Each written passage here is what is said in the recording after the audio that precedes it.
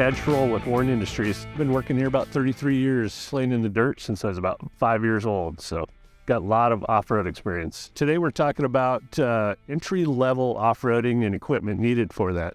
We'll cover vehicles, equipment, and techniques. So what is off-roading? Could be as simple as a gravel road, which is nice on a sunny day and a mess on a wet day. Depending on what you're going to try and do, you need to choose the right vehicle. So no matter what vehicle you choose, the most important is to learn your vehicle and how it works. Today we're going to be talking about a Jeep and a Subaru. Let's talk about the Subaru to review the features that affect off-road performance. So the Subaru, being all-wheel drive, it is computer controlled. It monitors the road conditions and adjusts for it. There's no buttons that I have to push, it just does it. It's an automatic transmission. It has a manual select position, but one thing I'm missing on this guy is a super low range, like a 2-speed transfer case.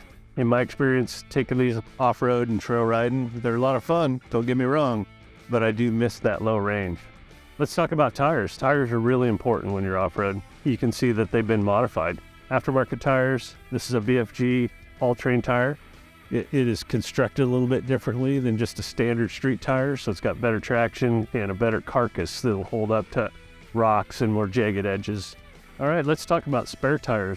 On this guy, you can see there's no spare tire exposed on the outside.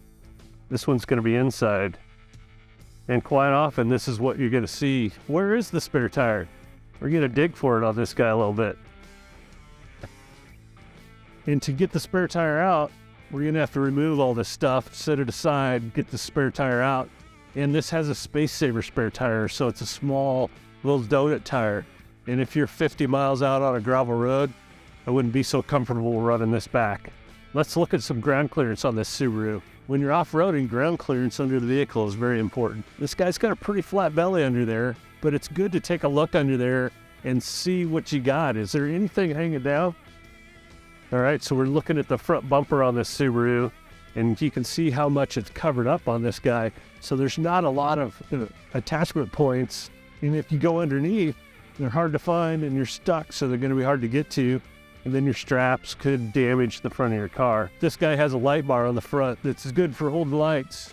It might take a little bit of a bump, but you don't want to recover off this guy. In general, the Subaru is a great vehicle. It excels on road and has strong off-road capabilities. We're done talking about Subaru. Now we're going to talk about the Jeep and some of the features on the Jeep that affect off-road performance.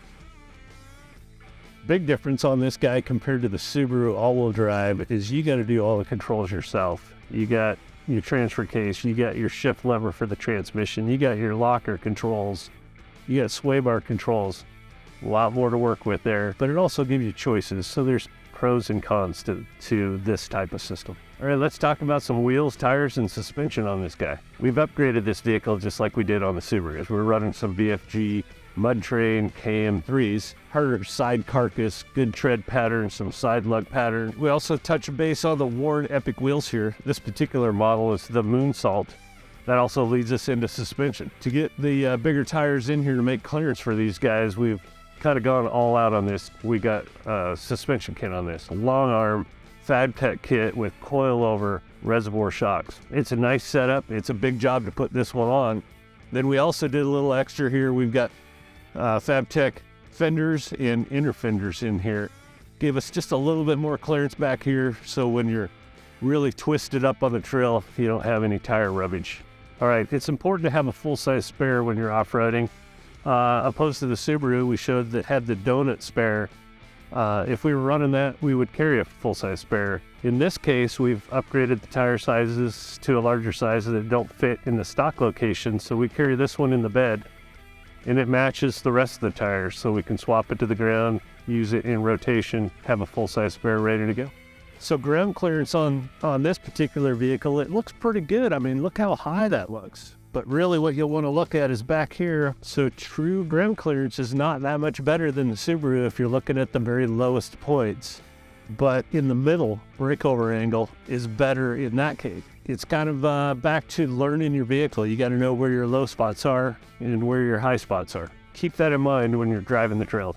On this vehicle, we also added some Fabtech light mounts here, so you can slide these guys in and out. So that's one of the benefits of this guy. You can get them a little wider, a little closer in for clearance, and running some rigid adaptive XB lights. So your extra lighting will help with good visibility when you're off-roading, help other people see you as well as you see farther down the trail. Recovery points are so important when you're off-roading. This particular Fab 4 stubby bumper has multiple points. You got shackle mounts, you got rope attachment points up here, fog light attachments, and the stubby part of it is because it doesn't extend out past the front of the tire. It gives you a good approach angle.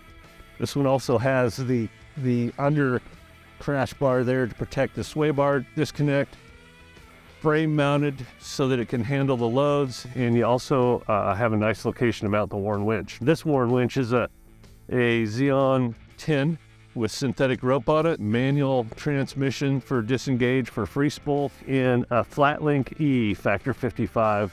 Really like this guy. It's got this oval opening so you can cam these guys in and go direct to a bumper mount on another vehicle with that setup. One of the benefits of a Warn winch is you're out on the trail and you get yourself hung up and you're doing some self-recovery or even recovery of another vehicle. You can use the winch to get yourself over obstacles instead of just pounding on your vehicle and make your vehicle drivetrain last longer.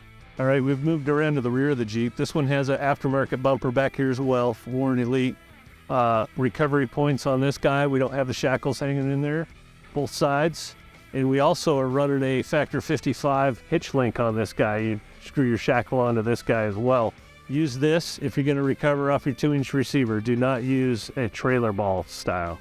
Overall, the Jeep is more purpose-built for off-road use, as opposed to the Subaru, which is much more of a balance for on- and off-road use.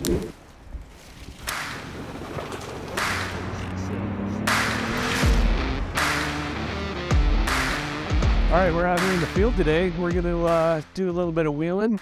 We're going to get stuck. We're going to hook up some accessories and do some winch techniques, some hand signals, and just have a good day. But before we get into that, we're going to go over a little bit of the gear. We got an air compressor for air backup. We're doing repairs. We got a repair kit. We've got accessories for air and down and gauges. We've got a large accessory kit, a smaller accessory kit, some maps for navigation, radio for communication, traction boards, and a shovel. This will get us going, get us started. We'll go over this a little bit more in detail as we need it. Pretty important to air down when you're on soft terrain, sand, snow, mud. It will help with your traction. Today we got pretty hard sand, so we're not too bad, but we're gonna go for 15 pounds today. And just keep an eye on each tire as it goes down.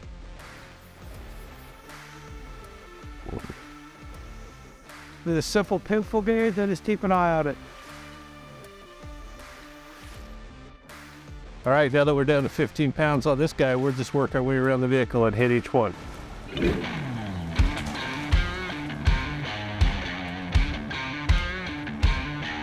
We're out here running on designated area. This is approved OHV area, and we're staying on the trail. We're paying attention, even though we're going through some mud puddles and running over tree roots and stuff. Trying to be gentle. We're not spinning the tires too much. So this trail we're on today, it's not a super hard trail, but it's got a lot of roots and tree roots, and it's got a little bit of water.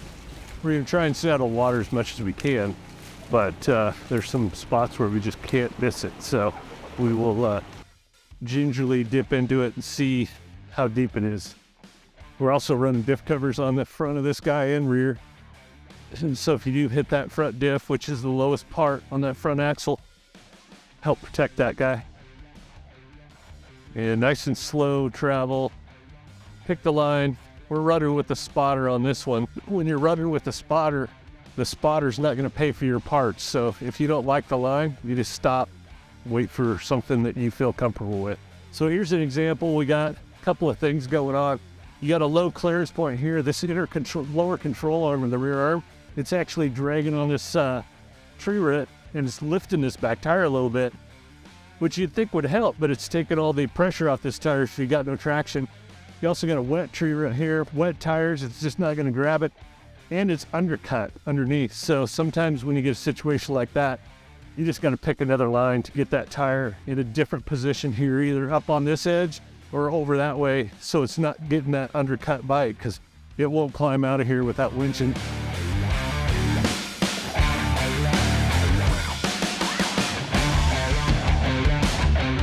right, Andrew's hooking this guy up. He's going to drag this rope out. Always make sure you're wearing gloves. Let's run it in. The intention's pulling up. And at that point, you don't want to touch anything. It's still not super tight. It's got some flex to it. But this is where everybody gets back. The driver has control of everything. So we're ready to winch. I'm going to use some hand signals. Winch in. And help a little bit. Little throttle. See how that climbed up?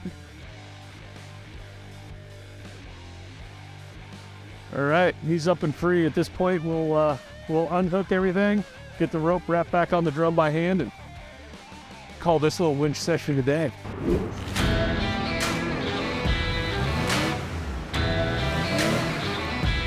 We're out here in the sand. In this case, we got the Gladiator stuck, and I gotta admit, I don't have that much experience with the boards. They say they got shovel capability, and also I grabbed a couple of tie-down straps because they do get it buried in the sand.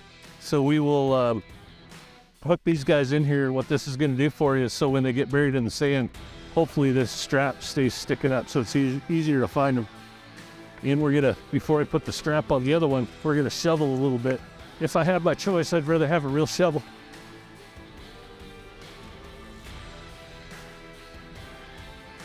All right, this particular board has two different ends.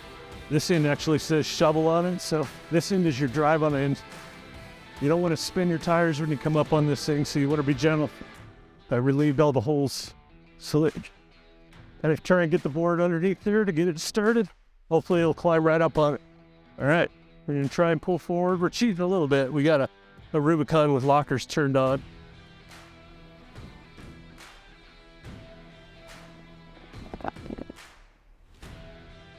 This one's a little deeper.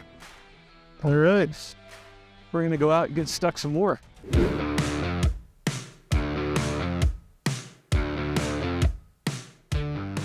All right, now we're properly stuck. We've got my buddy here. He's gonna help pull us out. We're gonna use a kinetic rope. And basically what this Factor 55, what this guy does, it'll stretch a little bit, about 30%. And so when you shock load it, stretch, and kind of like a rubber band, it'll pull out the stuck vehicle. You should practice a little bit before you get in a situation where you need it, because this is one of those situations where if I don't do what I'm supposed to do and he doesn't do what he's supposed to do, you could end up with two rigs stuck with a tight line between it. There's a little bit of communication that needs to happen between us before we start tugging on this guy. So we'll get hooked up, then we'll talk to each other so we know what we're doing. All right, I got a lot of parts out here. You're thinking, what the heck am I doing? Why didn't he just hook up here? Hook up to that guy and give it a yank. Well, you can do that, but this is all tied nicely into the frame. But if I just pull on one side, I'm still stress loading one half of that frame. So we're gonna do a bridle today. We're gonna use some hard shackles on this end. Get this guy hooked up, and what the bridle's gonna do is it will equalize the load across this guy and keep your frame nice and straight. Also, when you're sitting your pins, bring them up till they touch, back them off just a little bit, touch, back off just a little bit. Reason for that is if you don't back them off a little bit, sometimes when you pull a load on it, it will tighten that guy up. Now you gotta go get a tool to get this guy loose.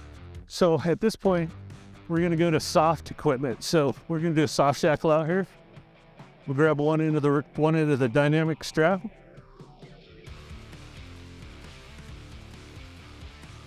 And I gotta get one more shackle to make a connection point here to the Factor 55 hitch link. This is going right into the vehicle frame support, tow bar, hooked right directly to the frame. And now that I'm hooked up, and it's not that this vehicle is gonna take off, but that vehicle being on a hill and say, for some reason it was muddy and that guy started sliding, this rope can come tight at any time. So now that I'm attached, I'm gonna go around the front of the vehicle. We're all hooked up back here. We're gonna do a recovery here before we actually hop in the vehicles and just take off and do whatever. We're gonna talk to each other so we know what needs to happen. I'm gonna put it in gear back there and very lightly help until that rope goes tight. Then I'll give it a little more throttle to help pull myself out.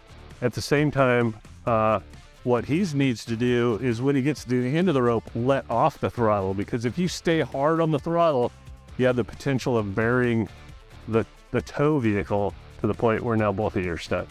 All right, we're gonna get this cleaned up. We're gonna head over and do some downhill compression braking.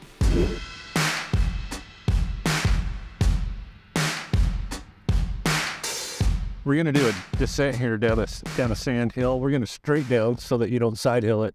But a couple things we got going on here. We got it in 4 low, so we got a 4-to-1 transfer case. So that means for every 1 input, for every 4 inputs, you get 1 output. So that's your 4-to-1.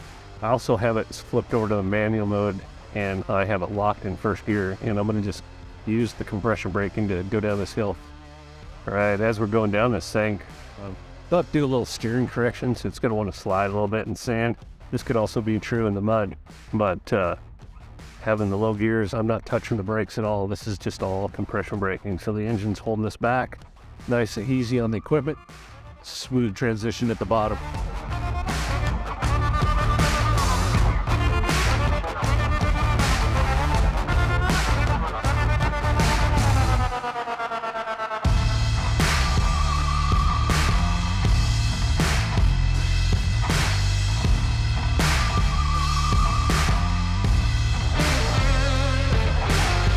Hey, thanks for coming out with us today. This is just a brief overview of some of the equipment and some of the techniques. So there's a lot more to learn. And for more information, go to warren.com. Go prepared.